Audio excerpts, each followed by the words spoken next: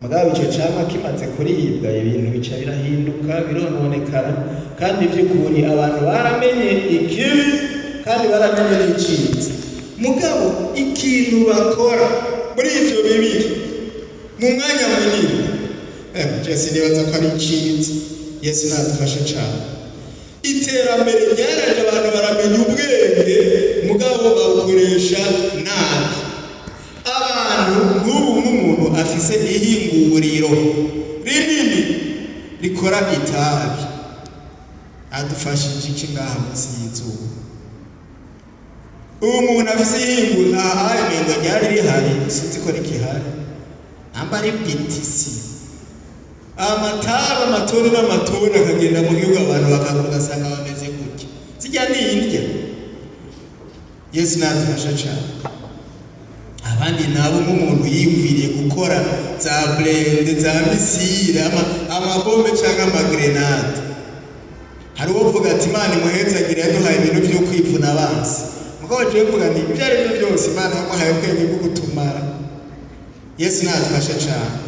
Abantu baramenye ikibi n'icyiza, mugabo uri kuraraba kenshi batumbereye ikibi. Atari uwahuye na Yesu, atari uwamenyanye na Yesu avuga ati jewe intumbero y'ubuzima bwanje no gukora icyiza gusa, abandi avuga ati cyane cyane inyungu yanje. Yesu nadufasha cyane. Ariko Imana rero yavuga iti naho bacumuye reka ndabiyumvire ko neza.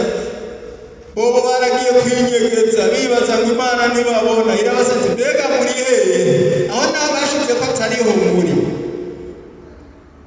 Hari ikintu cyabaye, duca dusanga twambaye ubusa, duca tuja kukwinyegeza. Itoya mwakoze bya bindi nari narababujije, yego twabikoze, kandi n'uyu mugore uyu nawe ati irya nzoka, imanza ngizo ziratambuye. Yesu nadufasha cyane. Ngira niho haciye hava amasentara aza gutandukanya abantu bariko baratata. Imana iravuga itoya ubwo bwambure ntaco bimaze, nta ngorane, reka ndabambike. Mugabo rero iri tongo murarivuyemo. Yesu nadufasha cyane. Mugabo nticyabujije kwishishikara kubatunga ku bwa rwa rukundo rwabo. Mbere harabaye icungu y'ibikoko, ibimazi, impongano. Imana yavuga iti ibyo ari byo byose abantu sinobareka gutyo, kuko narabana baremye mu ishusho yanje. Irarungika n'abantu basemerera ati genda musemerere guje murabwira bariya abantu birinda ibyaha, kuko haracariho ibyizigiro. Abavugishwa baraza, abahanuzi baraza, abaherezi baraza kugira baje baratanga ibimazi ngo abantu baharigwe ibyaha. Yesu nadufasha cyane. Kandi Imana yaragerageza kubereka yuko iri hafi yawe, ibimenyetso n'ibitangaza bigakoreka. Ariko abantu kubera kumenya ibibi n'ibyiza bibangikanye, kenshi na kenshi batumbera ibibi. Yesu nadufasha cyane. Haragera igihe inama yo mwijuru irabona iti kugira ngo rya shusho rigaruke neza, reka turungike umwana w'Imana w'ikinege. Yesu nashimwe. Yesu araza mu isi, ubutumwa buravuga bwo kubohora, arababwira ijambo ry'Imana. Haragera igihe mbere incungu yarazanye mu isi ari wewe iratangwa, arasesa amaraso yiwe kugira ngo bikunde abantu baronka agakiza, abantu bave ku muvumo, abantu bamenye Imana neza. Kuko ubonye Yesu waba ubonye Imana. Wizeye ijambo Yesu akubwiye uba wizeye ijambo ry'Imana. Yesu nashimwe. Icungu iraza mu isi, ariko abantu barananiranye n'ubundi byagumye bigorana. Uno munsi rero nico gituma bwa butumwa bwiza bwazanywe na Yesu Kristo bushishikara kuvugwa, ariko bukatugabisha ngo mwitegure kuko turi mu bihe by'iherezo. Yesu nadufasha cyane. Kandi ibihe by'iherezo biragaragara kuko bifise ibimenyetso. Muri umwanya muto rero nagomba tuvugane ku bimenyetso Yesu yatubwiye ko dukwiye kurabira ko kugira ngo tumenye igihe tugezemo. Dusome muri Matayo 24. Matayo 24 hari ibimenyetso bitari bike.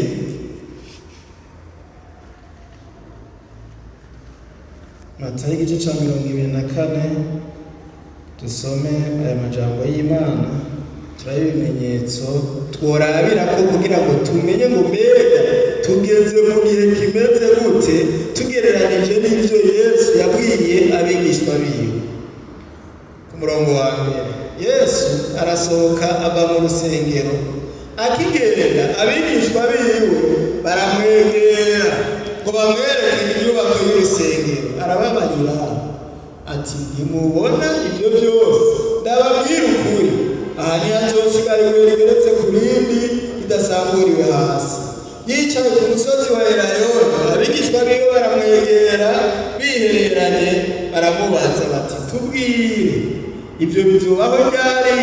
Kandi ikimenyetso kizoba iki c'ukuza kwawe n'ic'umuhero w'isi? Yesu arabishura ati, mwirinde ntihagire ubazimiza, kuko benshi bazoza mu izina ryanje bati ni jewe Kristo, kandi bazozimiza benshi. Muzokumva intambara n'impuha z'intambara, mwirinde ntimuhagarike imitima, kuko bitazobora kubaho, ariko umuhero uzoba utaraza.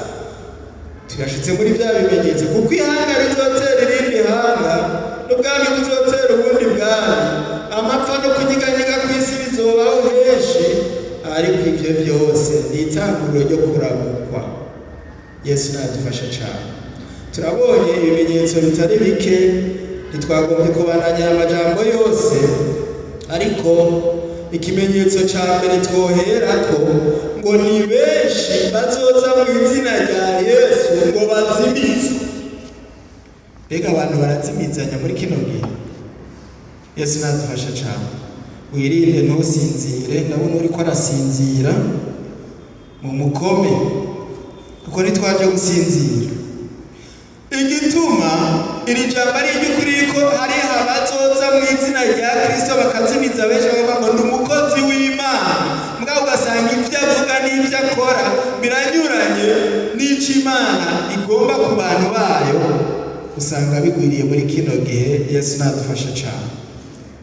Narumvise mu minsi iheze umupasiteri wo muri Kenya, natwe turivuga ko kuko ari abazimiza, akabwira abantu ngo nimuze tugenda ahantu twisonzeshe, ngo tuje turahwera umwe.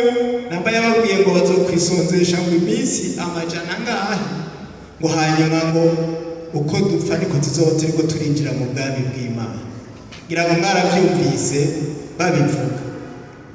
Uyo avuga ngo ariko abivuga mu izina rya Kristo, kuko ngo ndi umukozi w'Imana, ndi umupastori, ndi apotre, ndi bishop, biyita ibintu byinshi. Mugabo hariho abaje kuzimiza, kuko ijambo ry'Imana ntiribesha, ico ryavuze kizoba. Yesu nadufasha cane. Ubundi nawe akaza ngo erega ibi bifungurwa mubona ngaha ni ibintu vyo kwa Satani. Kera abantu barya ibintu bijanye n'ivyatsi, ati sohoka hanze murishe niho muca mu abagororotsi.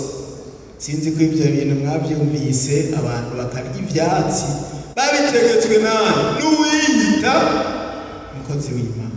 None ni bariko barazimiza. Ivyo vyose n'ibimenyetso bitwereka yuko turiko turegereza ivyo Yesu yavuze. Yesu nadufasha cane. Hariho n'ahandi mpora mbona umukozi w'Imana aje hariya, abantu bagaca bubika inda, akagenda arabahonyorako ngo bakeneye ibirenge vy'umukozi w'Imana. Nibaje nabo bantu bwabundi ntibakwije. Kandi ibi bintu twigisha, haraho abantu barashobora kugira abandi bijuju. Je sinzi ko nokwemera umuntu ngo nyame hasi amonyage kabisa, kuko muri Bibiliya ntavyibwira. Yesu nadufasha cane. Umuntu nagira ukwizera gushitse, atari ukubujuju, atari ukubupfu, atari ukubuyoya, hamwe abanza kwiyumvira ati none uku n'ukuri kw'ijambo ry'Imana canke nivyo ntivyadukaniye, kuko birashoboka. Yesu nadufasha cane. Hari nabonye umukozi w'Imana avuga ati ubu rero hariho gishasha, kugira ngo Imana ntize iri kwirabahana ni jewe nzobahana. Ukaza ukihana ati sawa ndavyumvise ibyaha wakoze janga igiti ugakubitwa igiti ati genda rero Imana irakubabariye. Ibyo birimo muri Bibiliya gabene. Wihanye ukatura ibyo wakoze ukabiserura basi biba bikwiye. Ndiko ndabona umuntu aza gukubita abantu b'Imana, mbega none wewe yacumuye akubitwa nani? Bari umukozi w'Imana we ntashobora gucumura. Aha abakirisitu rero nabo barazoca bazana inkoni bati pastor waradukubise twacumuye nawe ubikinda ngaho rero tukibwigize nta kundi. Hari ibintu bigaragaza yuko abantu bose baza bavuga mu izina rya Yesu atari bo, kuko n'ibimenyetso. Hariho n'abavuga ngo jewe mupfa gukora ko gusa gucukira, urumva ariko yishira hejuru aho gushira hejuru izina ry'uwamutumye. Ngo aha Yesu naramumitse ngo ari muri jewe ngo mbere je ndi Imana. Ariko Imana nyakuntunga, Imana nyaguheza kugira bamaramaza. Ari umuntu ngaha hakurya yavuga ngo ni Imana, mu minsi aragwara bamujana muri Kenya acapfirayo. Abantu bari mu ishengero ryo bariragurika mu Imana yacu yapfuye ati nta Mana mwahora mufise, Imana irawe. Benshi bazoza mu izina ryanje bazimize benshi. Uwi nawe ngo nimuze muronke imigisha, nimuze mwakira imigisha, nimuze mwakira amazi, nimuze ivyo byose n'ibimenyetso by'ibihe. Yesu nadufasha cyane. Hari ikindi kuri uriya murongo wa 6 ngo muzokumva intambara, impuha z'intambara n'intambara. Ivyo rero nibigaragara ngewe ubu hoho byabaye ndanze. Kare bavuga ngo Uburusiya na Ukraine, ubu naho ngo Palestina na Israel Gaza. Ubu rero urabona ko bariko baregerana. Ejo narabonye habaye inama y'Abarabu bose bari muri biriya bihugu bagira inama bavuga ngo dusabye yuko ngo Israel reka gutera ngo Gaza nk'ubunye. Ariko rero ukuntu intambara yatanguye hari uwayitanguye. Yesu nadufashe cyane. Hariho n'undi yaciye ajaye aho kubwira bose babwira umwe. Ibyo birashobora kuba gusotorana ugasanga biraturiye kariya karere kose n'abandi barashikiriye. Yesu nadufashe cyane. Kubwanya ikintu cyose gifata kuri Israel n'ikimenyetso. Yesu nadufashe cyane. Impuha intambara biriho. Iyo bavuze ngo igutigita kw'isi, ubu turabona n'imyuzurire yabaye ndanse, imiyaga y'ibihuhusi, ibiza by'indwara, ibiki n'ibiki. Ibi byose bivuga ngo muregereje, umugeni niyitegure, umunsi tutazi, isaha tutazi, inzambi izovuga, ishengero riduge. Yesu nashimwe. Hari umuntu twigeze kuganira ambwira ati none ikimenyetso kizorangiriza byose n'ibiki. Urumva wari wande atamubwira ngo urusengero ngo rugira gatatu ngo muri Israel. Kwa rusengero bavuga ngo urusengero inde yubatse Salomo. None rujya rusengero ruzokubakwa tukiri ngaha. Iyo musenga ngo Yesu ngo watevye ngo nyarutsa, ariko witegure kuko ari abanye bavuga ngo Yesu rindira gatoya ntibiragenda neza ibyo mu mutima wanje. Yesu rindira gatoya ndacari mu ntegenge. Yesu rindira gatoya. None ko dusenga bamwe bavuga ngo rindira abandi ngo nyarutsa, azokumvira nde?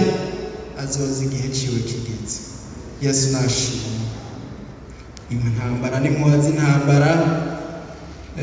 Hariho n'ayandi majambo twumvise naho ku murongo wa 12 nitwashitseyo ava ngo hazobugararije, kandi ubugararije buragaragara uno munsi. Ibyaha byabaye ndase, ngo urukundo rwa benshi ruzotimba, biramaze kugaragara. None hasigaye iki? Witegure nanje nitegure, kuko bituze umunsi n'isaha. Ariko ico nzi coco ntatevye kuza, igihe nicagera azoza, ariko azosange witeguye. Yesu nadufasha cane. Uravye ivyaha biriko birakorwa ubu rero, hari ibintu Satani yazanye ukamengo n'ibisanzwe, ugasanga ibintu vyerekeye igitsina vyabaye ndase. Satani ngira yaravye ati umutego wofata abantu gusumba uwundi ni mwene ibi. Kare twara twumva urwaruka ariko rugenda muri ivyo vyaha nyene vy'ubusambanyi n'ibindi, ariko n'abakuze babasanzeyo. Yesu nadutabara. Ubusambanyi ikintu citwa sexe cabaye ndase, abahuza ibitsina babisangiye, ajya amasanamu canke amasinema y'urukozasoni vyuzuye, usanga urwaruka bagize akagwi, ukabona abantu 4-5 bahundanye kuri telefone bagungana basekana imitwe. Uribaza uti mbeno n'abo bantu bariko barondera iki muri ibi bintu? Urwaruka ruriko rurandura, ico naco n'ikimenyetso. Imana idutabare cane. N'ibindi vyerekeye imiziki, kwinezereza, kwihimbaza, usanga imiziki yemwe no ngaha mu rusengero, ugasanga hari indirimbo zimwe abantu bakoporoye bakuye muri ziriya ndirimbo zo hanze, ziriya ndirimbo z'abisi, ugasanga harimo umudiho canke imidundo uri kurumviriza neza, usanga hari ico bisabisana. Yesu nadufasha cane. Ugasanga n'ibi vy'ukwinonora imitsi rero, sport, ekipe yanje, ugasanga umuntu w'umugabo ntagikubita n'urugohe ngo ekipe yanje no munsi uri kwirakina ngo ndeka ntimusubire no kumvugisha karaba ngo twatsinzwe ngo ndagoweye ngo mbega yemwe banaka ndabakira. Bamwe bakituku abandi bakituku, ugasanga umuntu biramunaniye kurara ariye ngo Barca canke Arsenal yatsinzwe. Yesu nadutabara. Ngo ni ekipe yanje nawe ntibanamuzi, nawe bayikinamwo n'ikibuga bakiniramo ntaragihonyozamwo ikirenge, nari amaso arabisha kiriya kintu gusa babicishamo. Ivyo biriko birasambaza abantu. Ikindi kintu novuga rero ni mode, inimosho, inyambaro. Abamama mwebwe murakijijwe, hari ahantu nabaye nabona bari bazi kugira igitambara co mu mutwe, bamwe ukamengo n'amatwi y'urukwavu, abandi nabo ukamengo n'umunara w'ibabere, abandi nabo ukamengo bakagira ibintu yemwe mu mutwe. Kagira uti yemwe abantu barazi imideri kweri. Yesu nadufashe cane. Akaba mode y'abakiri bato, akaba na mode y'abashaje. Ugasanga abana bacu ntugishobora kuja kumugurira impuzu, nagukundira agira ati wewe havungurira bimwe vyasabye bakandwenga. Aba bana bacu rero amamodeli mbwa bakijijwe ngo nari sawa mu mutwe, hari abo usanga mengo n'urugaragara rw'isaki, abandi ugasanga biciye amabarabara ngaha amaotorute mu mutwe ngo ni mideli. Ugasanga n'abana bakijijwe rero bariko barabakurikira. Yesu nadufasha cane. Ndiko ndavuga ibimenyetso by'uko isi yashaje, wasigaye gukomba gusa udusigaye, ariko umugeni wa Yesu niyitegure ko agiye kuza, agiye guteba. Yesu nadufasha cane. Navuze kubigisha b'ibinyoma baratumariye abana, abiyitirira izina rya Yesu ngo bazanye ibintu by'ubutandukana, abo baratugiriye nabi cane. Hari abo twigeze kuganira igihe kimwe, barigeze kuntuma igikorwa ngo nindondere ubwoko bwa teoloji buriko burakora ubuhuye. Ico gikorwa bari bamaye ngo mari ndwi 2. Ndarondera nayo ngeze kuri 22. Abantu bitwa ngo n'abateoloji barazimije abantu. Yesu nadufasha cane. Sinzi ko bija gutahurika neza, mugabo ndasigura bikeya. Aha amashengero atandukanye, inyigisho si zimwe, ntiziva hamwe. Nico gituma ngomba gukebura abato n'abakuze muragaba. Yesu nadufasha cane. Aya mashengero atandukanye barafise ibintu bita doctrine, ngira ngo hari uwo babihaye ngira niba azobisobanura neza. Doctrine na discipline. Doctrine ni uvuga inyigisho z'urufatiro rw'ijambo ry'Imana ishengero rigendera. Discipline ni uvuga indero yo muntu. Turi kumwe? Abantu rero hari abantu bita ngo bagendera muri theologie liberale. Theologie liberale no kuvuga ngo turafise umwidegemvyo. Akavuga ati erega Bibiliya n'igitabo nk'ibindi. Ego harimo ijambo ry'Imana ryodufasha, mugabo hari ibindi bintu byanditse muri Bibiliya twebwe tutemera ko ari ijambo ry'Imana. Yesu nadufasha cyane. Mwebwe muvuga ngo iki? Bibiliya ni ijambo ry'Imana. Guhera ku ntango gushika ku mpera. Muravyemeje murabiteye kw'igikumu. Imana ibahezagira. Aha naje turi kumwe. Mugabo aca kubwira tumviriza. Ntimwigira ibicucu. Mbega Paulo canke yabwira naka nguranzanira ngo amakoti ngimitamana nibagiriye iyo. Iryo ni ijambo ry'Imana. Iryo si ijambo rya Paulo. Canke ngurihuta kuza ngo imvura itarajobanya. Iryo ni ijambo ry'Imana. We numva ko ariko hanura mugenzi we ngo anyaruke imvura itarajobanya nyene. Ayo majambo hari umuntu yigeze kuyatwigisha. Turahezagirwa. Atubwira ngo namwebwe hari ibintu mukwiye kwihutira gukora imvura itarajobanya. Twumva ijambo kabisa mwe muyeraraza aratwumvisha, ariko abandi bababona ijambo ry'umuntu ngo si ijambo ry'Imana. Yesu nadufasha cyane. Murabizi yuko hari abantu bariko baragerageza gusokora mw'ibintu kubera kumbure bibabangamiye, kubera intumbero zabo, kubera ibindi bintu. Yesu nadufasha cyane. Bakavuga ngo rijya jambo rivuga ngo ntihakagira izina muhungu yambarana na zina mukobwa ngo nirive muri Bibiliya rijya siryo.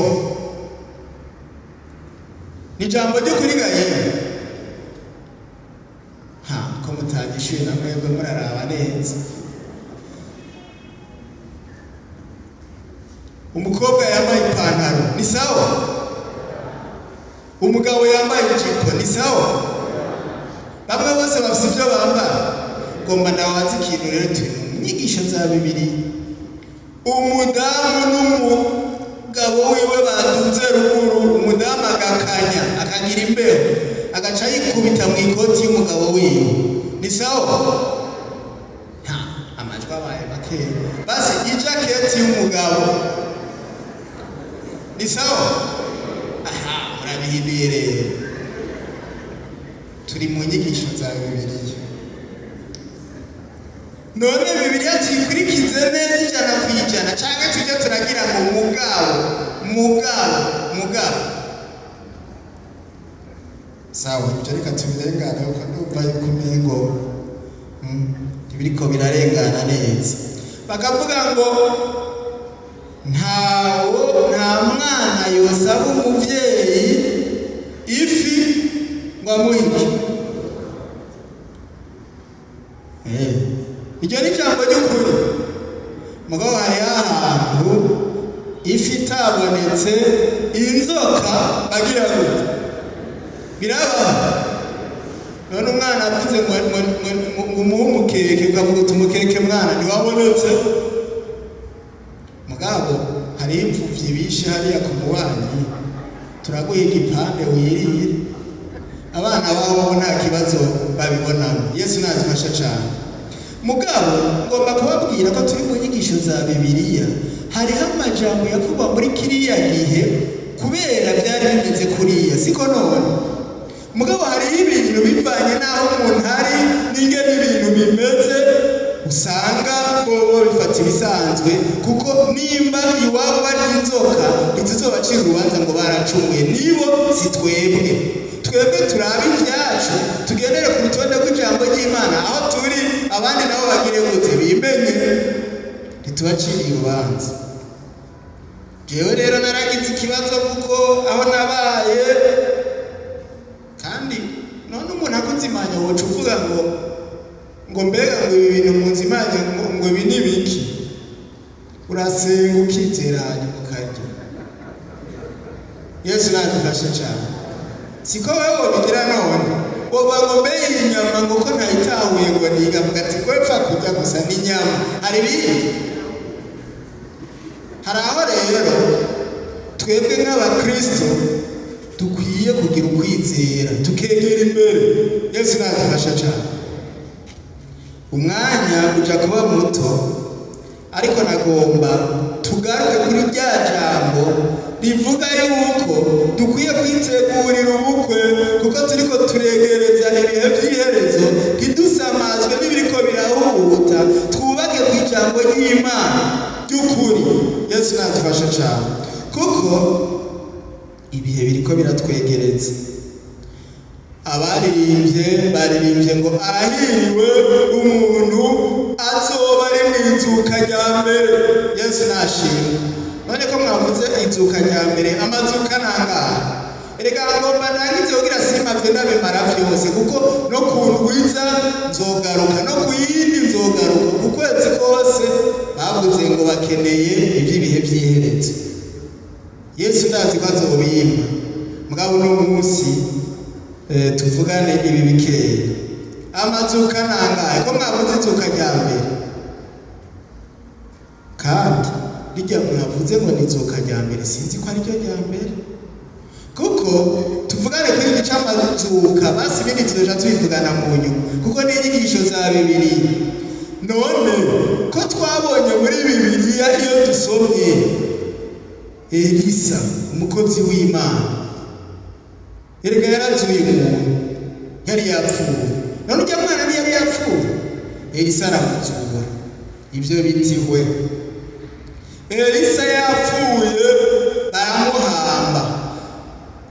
Hanyuma mu imyaka yaraheze, abandi bantu baza guhamba. Ubwo cyari igihe kibi, cyari igihe cy'intambara. Barikorera ikiziga barakijana, sinzi wabwiye ati ngaho karabaye basi baradutere badusanze ngaho. Baca bafata ikiziga ngo baca bahenurira ku magufa kumva ya Elisa. Byaciye bigenda gute?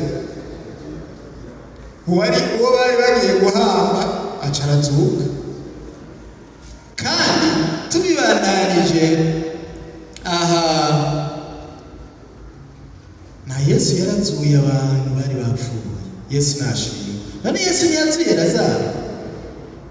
None ayo tuyita amazuka ya mbere. Abo bose Bibiliya ivuga ngo barazutse, none bari hehe? Barasubiyeyo. Umuntu yazuwe yarasubiyeyo, Lazaro umuronera niho mubona. Mugabo Yesu yarazutse kandi yabaye umushutsi. Yesu nashimwe. Ukudasubirayo yaranesheje urupfu, araduga mu ijuru. Ubu ni yari ni muzima kandi agiye kugaruka kuko ijambo ry'Imana ritubwira. Yesu nashimwe. Urumva hari amazuka yatanguye dusoma muri Bibiliya, ariko ahantu ngomba gushimikira cyane n'izuka rya Yesu kuko Yesu yavuye mu rumva ntiyasubirayo. Irindi zuka rero novuga ryiza nk'uko abaririmbyi baririmbye, inzambi zovuga. Yesu nashimwe. Inzambi ivuze abapfiriye mu mwami, abapfuye bizera, abapfuye bakijijwe bazokumva inzamba bazuke. Abazoba bakiriho ni rya jambo twasoma ngo yenda bibira akabanga ngo ntizizosinzira twese, ngo ariko ngo hariho abazohindurwa. Yesu nashimwe. Mugabo abapfuye bizeye bazozuka. Murabona turakunda kuja hariya ku mpanda tukaraba ugasanga naka hari aho usanga umengo cabaye igisagara ahubwo kinini. Hajya harimo abazozuka bazokumva inzamba y'akabanga, ngo hariho abazosigarayo. Yesu nadufashe cane. Arahiriwe rero uzokumva iyo nzamba izoza kuvyura abasinziriye mu mwami, bakatira ikirere. Haba bazoba bakiriho bakaca bateruranwa nabo bakaza gusanganira umwami mu kirere. Yesu nashimwe. Hari irindi zuka rero rivugwa muri Bibiliya abaciwe amazosi bahogwa ukugororoka, abaciwe amazosi bashingira intahe umwami. Yesu nashimwe. Twari kuraba hose tukaraba amazuka, ariko umwanya tubana muto, nitwagaruka tuzobisubiramwo neza kandi bizogenda neza. Yesu nashimwe. Kuko hari abantu Yesu azovuga ati aba bantu bapfuye bizeye, bapfuye bashingira intahe, baciwe amazosi, banse kwikubita imbere ya kirya gikoko, banse gufukamira Satani, abo sinoganze iyo myaka 1000 tutari kumwe. Bibiliya itubwira yuko hari abazozuka muri ubwo buryo. Yesu nashimwe. Mwamurikiranye none ribayizuka rya kangahe? Bamwe bavuze ngo rya kabiri, abandi icwe, muraja muraharura. Ariko iryo zuka rihavuye, hari izuka rya nyuma, inyuma y'imyaka 1000 y'ukuganza kwa Kristo. Hariyo muri Daniyeli yavuga ngo bamwe bazokwikangurira iki? Ubumarama, kuko bafashe minenegwe iby'agakiza, bafashe minenegwe iby'ijambo ry'Imana, bafashe minenegwe iby'ukwihana. Ubutumwa bwiza bwaravuzwe, bariyorobeka twe kimya. Ariko hari abandi nabo avuga toya, aka kanya siro gapfisha ubusa, kwijambo ry'Imana rivuze rikankebura rikankora ku mutima. Reka mfukame niyane, tunganye ibyo mu bugingo bwanje, kugira amasezerano y'Imana yasezeranye muri iki gitabo cya Bibiliya nanjye azonshikeko, nzobane n'umwami kandi nzoganzanye na Kristo muri iyo myaka 1000. Yesu nashimwe. Bamwe aho rero amazuka twumvise ari menshi, nazo tutavuze ngo irya mbere niri, irya kabiri niri, irya gatatu niri. Nase kunyuranya n'abari abene data bavuze yuko ngo arahiriwe umuntu azozuka, azoba muri bajya bo mwizuka rya mbere. Ariko twumvise hari abandi bazutse, ariko nabone urumva iryo zuka rya mbere ryabariya nitworihanura kuko barasubiyeyo. Yesu nashimwe. Hahiriye umuntu azoba mwizuka ry'ukutazosubira gupfa. Yesu nashimwe.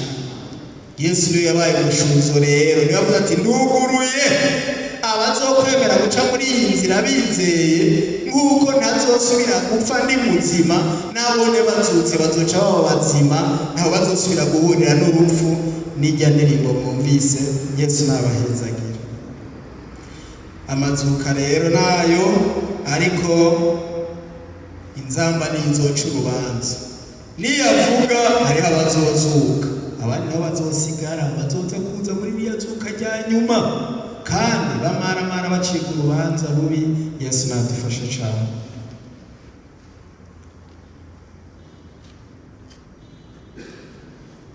Umuntu acabaza ikibazo ati none tubigenze gute? Hariho abaciye babaza uwariko arababwira ubutumwa, Petero yambaye inkomezi, cyagiye bari bamaze kuronka mpwemu yera, arababwira ubutumwa bava bakoze ku mutima ati none abagabo bene data dukore iki? Ati nimwizere Yesu, mubatizwe mu izina ryiwe, hanyuma ibisigaye Imana izobimenya, muzokira, muzoba abigishwa ba Yesu, kandi muzoronka agakiza gashitse, kandi muzoca mugira umunezero n'amahoro menshi. Yesu nabahezagira. Turagarutse rero kuri ya ntumbero y'icigisho cyacu. None twiteguriye gute ubwo bukwe? Kuko umugeni aritegura, twebwe ntiturabageni none. Uri kuraraba rero, sinzi mu mamariage umukwe n'umugeni ufise ibikorwa byinshi gusumba ubundi, mbega ninde? Ni umukwe canke n'umugeni? Ninde yitegura cyane? Ninde uburemerezi bunini buri kuri we? Umugeni? Umukwe? Aho rero duhava tubivuga ku biri. Ariko icyo nagomba ndakubwire, numva mu mutima wanje umukwe wewe yariteguye baratirita, bariko barategura ivyicaro, bariko barategura amazimano, bariko barategura ibikayangana, ntaco batariko barakora kugira ngo biboneke yuko umukwe yiteguye kwakira umugeni wiwe. None umugeni wewe jewe nawe twiteguye gute? Kandi rero ararenza kuri ivyo vyo kwitegura hariya ari mw'ijuru akadufasha.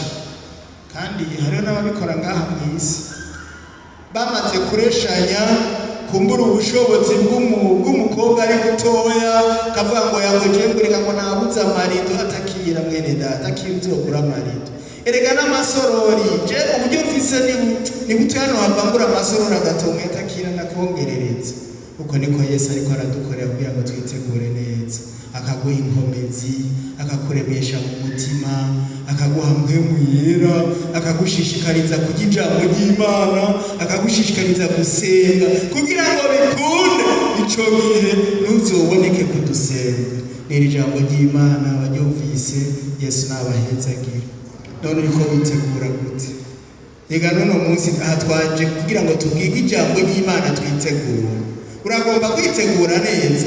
Hariho umuntu kumbura aya majambo yariko aravugwa, hari ikintu amubwiye mu mutima wawe avuga ati iri jambo ryaje kugira ngo nitegure neza, mpure aka kantu, niyambura aka kantu, niyambura aya majambo mabi, niyambura ibyiyumviro bibi, niyambura ibyifuzo bibi, niyambure ukuvuga gutwa ngoma mvuga amajambo akajamwe ay'ubupfu, kuko ijambo ry'Imana riva mu mwisinzi ry'amajambo ntiyabura kugira gute.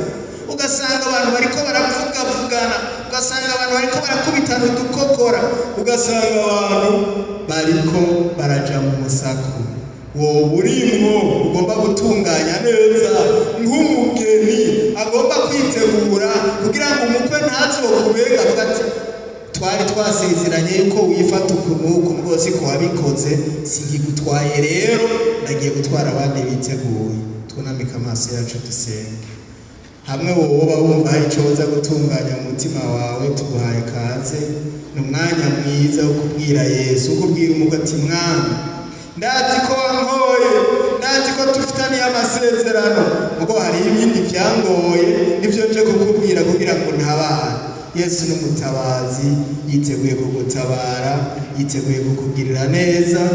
Nuko n'aya majambo y'Imana kaze. N'indi mbere hari ibibanza, mbere hari ibibanza, ntimureke gukwirwa kandi mureke kunama. Wunamye uzobutwaye ikibanza c'uwundi, kandi urabe ko utagiye mu nzira ngo abandi ntibarengane. Mwihane nk'abantu bakundana, wunamuke kuko wunamye utwaye ikibanza c'imbere, utwaye n'ikibanza c'inyuma. Hanyuma abakozi b'Imana babegere babafashe, ntihagire umukozi w'Imana guma yicaye. Murafise igikorwa cyo gusokoza, cyo koza neza, cyo gutunganiriza neza umugeni wa Kristo. Twebwe turimo mu mugeni kandi turimo no mu bategura umugeni. Nuko bigende neza. Tukaba dushabe Pastor Gabriel acaza asenga, asengere aba bantu b'Imana bumvise mu mutima bo kwitegura neza kugira ngo ivyo birori vyo mw'ijuru ntibizobacike. Ugize neza gufata ingingo yo gufukama kuko Yesu ateze ibiganza, ntago si umwanya wo gufinata, ni umwanya wo kwitegura neza. Pastor Gabriel usenga Imana amurashishikara kumufasha mu nyuma, ariko uje imbere y'Imana aba bantu basabira imbabazi, ubasabire n'ibindi byose Imana itanga. Data wa twese ugororotse, Mana yacu nziza, turagushima ko wamanutse uri umunyembabazi kugira ngo wongere uhuze umuntu n'Imana. Wari wabonye ko Adamu n'abamukomotseko Satani yabononye abagirira nabi, uritangura amanuka utanga amaraso yawe y'igiciro kugira ngo uzoyizera wese akemera ko ari umunyabyaha agaca bugufi, ayo maraso amweze. Mwami wacu Yesu, ubwira umusavyi wawe Yohana, uramwereka ubwo bukwe, uravuga ngo ubukwe bw'umwami wacu buri hafi, kandi umugeni ariteguye. Mwami Yesu, ijambo ry'Imana rimaze kutwereka ku bimenyetso bigaragaza ukuza kwawe Mwana. Iyo ibimenyetso bigaragaza kuduga kw'ishengero, maze Mwami twabonye ko Satani ashishikara konona abantu, none aba baraje imbere nyonga zawe Mana, aba n'umugeni wawe n'abana wawe, kuko bizeye amaraso yawe, ariko basanze Satani yarabagiriye nabi. Hariho ivyabanduje Mwami, baraje gusaba Imana imbabazi, baraciye bugufi muri ya maraso ngo yongere abeze. Turabasaba imbabazi imbere y'Imana, nubaharire Mana umwe wese uko aciye bugufi, numugirire imbabazi, maze Mwami umwandike mu gitabo c'ubugingo. Niba azoba yarapfuye azozuke, azukire ubugingo. Niba azoba akiriho igihe uzogaruka gutora umugeni, nawe azokubone. Bagirira imbabazi bose, maraso yawe Yesu nabeze, uhereye uno munsi baba bemewe imbere y'Imana, kandi muhemu Imana bahe kunesha icaha. Urakoze nyakubahwa, turagushimiye kubahariye, tubisavye mu izina rya Kristo Yesu, amen. Ko Yesu abagirira imbabazi kandi bashishikare kubafasha, tugomba duce dusengera abandi bafise imitwaro yo mu buryo butandukanye, nambara ingwara, nambara yandi mageragezwa, nambara ibindi bibazo. Yesu ni muzima, uko yarari ejo n'ubu niko ari, kandi niko azokwama ku bamwizeye. Tugomba duce dusengera abo bene data bafise ukwizera, avuga ati ndagomba Yesu yuko ntabara, ndagomba yuko iki kibazo mfise wokibamwo kugira ngo ndonke inyishu nziza. Yesu abagirire neza. Reka duce dusaba. Mana Data wa twese uvyagiye aheraho mw'ijuru, turagushimiye ku majambo y'ubugingo amaze guca imbere y'ihanga ryawe Mana. Turagushimiye ngene ukoresheje umukozi Mana agahagarara imbere y'ihanga ryawe agahezagirwa nawe ukongera agahezagira ishengero. Kubw'ivyo rero turagushimiye ko abumvise amajambo y'ubugingo bamaze guharirwa, abamaze guharirwa batoshishikara gushima ngene bakuye mu kaga k'ivyaha. Nubwo rero nibwo tukigira ubuntu tukabona iyi saha, bene data barongeye undi mugurongeye guhagarara, urifuza gutabarwa, abaragurukijwe n'indwara ubatabare, abagurukijwe n'ibibazo runaka ubatabare, babere inyishu muri byose, batabare muri byose, bere inyishu wese ahagaze ahagurukijwe n'indwara. Turasabye ngo mw'izina rya Yesu ibi bisata by'indwara aho biri hose, aho bishinze ibirenge, mw'izina rya Yesu bishe umuriro wo mw'ijoro wongera utongore, usite ukure izo nyantege by'indwara. Abasabyi bawe bazogarukana amashimwe bavuga ati umunsi runaka twarahagurutse duhagurukiye indwara, twarahagurutse duhagurukije ibibazo runaka byari imbere yacu byareyutse. Mana nishimwe. None rero Mana ngaho abasabyi bawe bashitse ku ibyo bifuza, mu kwizera kwabo n'ukwizera kwacu turizera Imana kugiye kubabera inyishu muri vyose. Ni mu izina rya Yesu Kristo bisavye, amen.